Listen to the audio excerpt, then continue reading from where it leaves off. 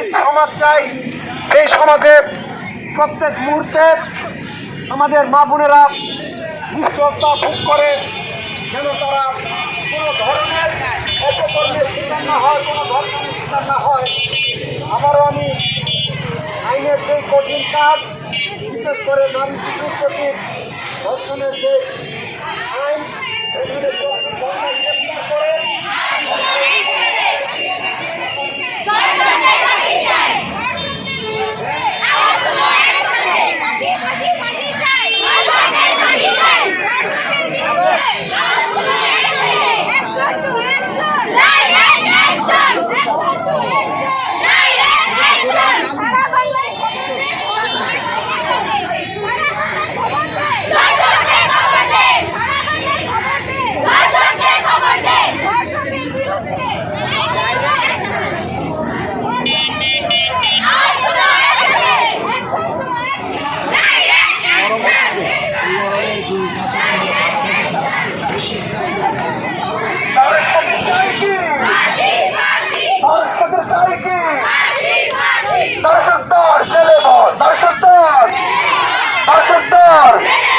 দর্শক ধরো, দর্শক ধরো, দর্শক ধরো, দর্শক ধরো।